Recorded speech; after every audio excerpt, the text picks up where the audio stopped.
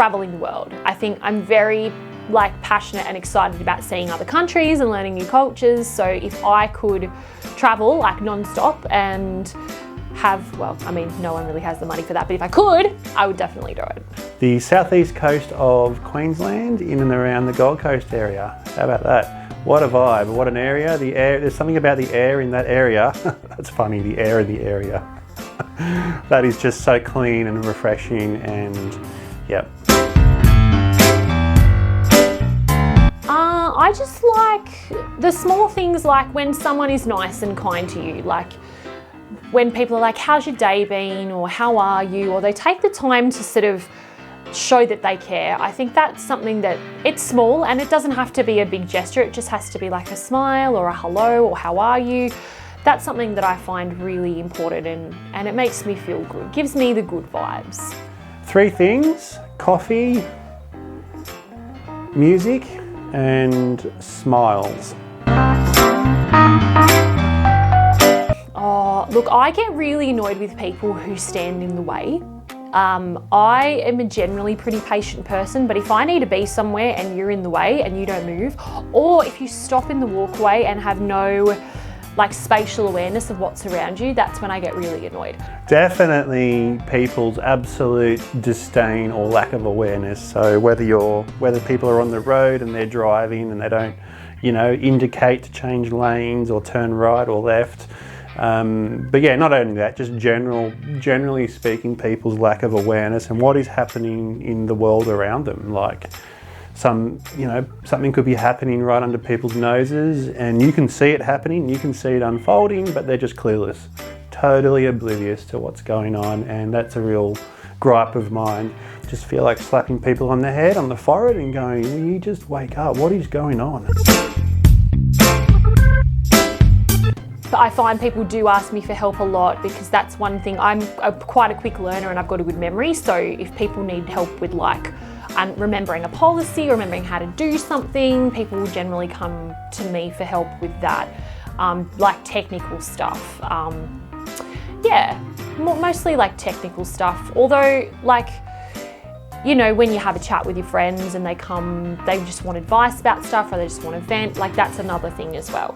If we're talking work-related, I think just sort of wisdom around work-related matters, and outside of that, just sort of general insight into, what should I do about this, or should I say this, or I think just general insight to life, really.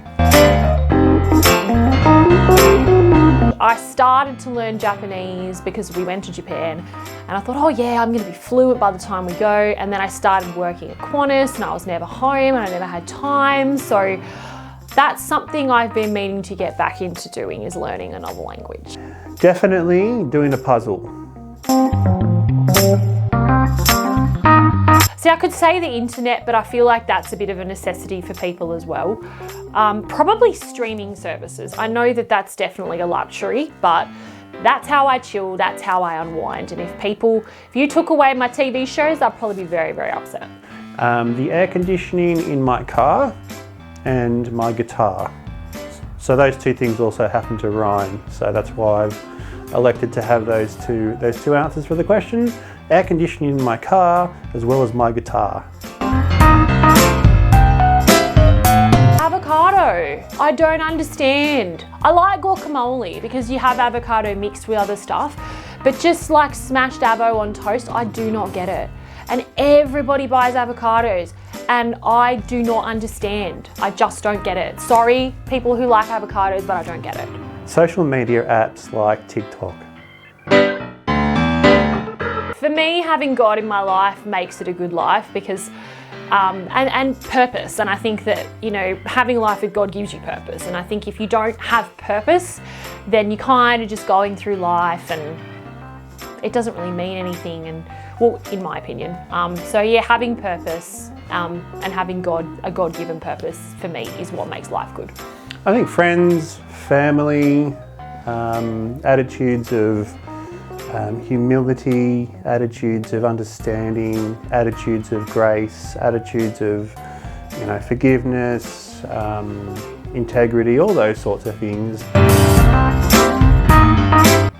think that it's worth taking a risk to step into something new. I think for people when they feel a calling to move somewhere or to move into a new career or to give up a career to pursue something else, I think that those are risks that are worth taking, especially if you feel called to do it. I think that, nothing is without risk, and nothing is done without, those things aren't done rather without a step of faith. And I think anything that requires a step of faith is definitely worth doing, because I know that like in the book of Genesis, when Abraham made the step of faith to actually leave his land, like God made it into something incredible. So, yeah.